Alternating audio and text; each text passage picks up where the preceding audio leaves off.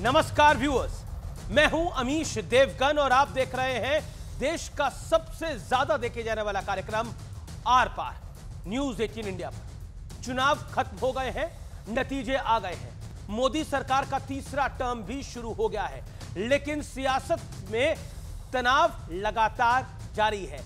नया इतिहास लिखते हुए पहली बार ओडिशा में भारतीय जनता पार्टी की अगुवाई वाली सरकार बन गई है। आंध्र प्रदेश में भी चंद्रबाबू नायडू और पवन कल्याण की अगुवाई वाली सरकार तैयार हो चुकी है, यानी एनडीए सरकार बन गई है। लेकिन विपक्ष कह रहा है कि शपथ ग्रहण से नीतीश कुमार गायब क्यों हैं? यानी एनडीए में ऑल इज नॉट वेल वाला नैरेटिव बनाने का एक बार फिर भरपूर प्रयास है। संविधान से लेकर मंत्रियों को मिले विभाग तक हर मुद्दे पर जोरदार विपक्षी तनाव जारी है। लेकिन इसी बीच एनडीए के दो बड़े सहयोगी जनता दल यूनाइटेड और शिवसेना ने चुनाव में 400 प्लस वाले टारगेट पर सवाल उठा दिया है। कहा जा रहा है कि टारगेट के चलते विपक्ष को भ्रम फैलाने का एक बड़ा मौका मिल गया, जिससे चुनाव में एनडीए को नुकसान हुआ। उम्मीद के मुताबिक सीटें नहीं आई। तो आज इन तमाम मुद्दों पर होगी देश की सबसे बड़ी पॉलिटिकल बहस। खत्म हुआ चुनाव, लेकिन सियासी तनाव है जारी, क्योंकि बार बार विपक्ष एक और नैरेटिव बना रहा है। क्या अयोध्या हार गई है भारतीय जनता पार्टी? अब बीजेपी के पास कुछ बचा ही नहीं है, यह भी नैरेटिव फैलाया जा रहा है।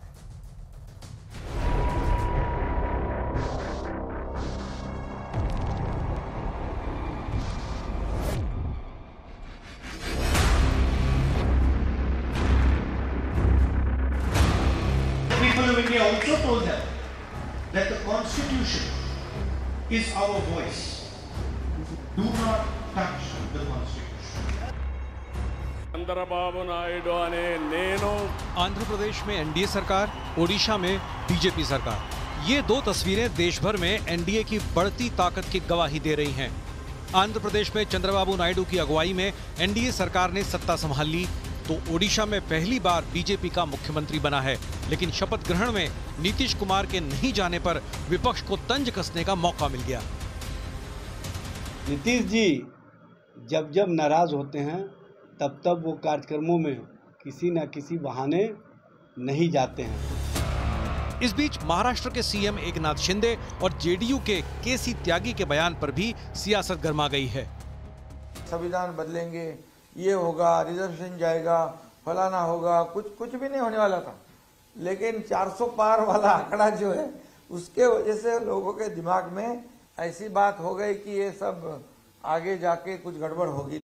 400 पार की जो हमारी खबर थी, उसको लेकर के विपक्षी दलों ने उसे संविधान परिवर्तन से जोड़ करके चुनाव में उसका दुरुपयोग किया। उधर बनारस सीट को लेकर राहुल गांधी के नए दावे पर जोरदार वार पलटवार हो रहा है। और बहन से कह रहा हूं,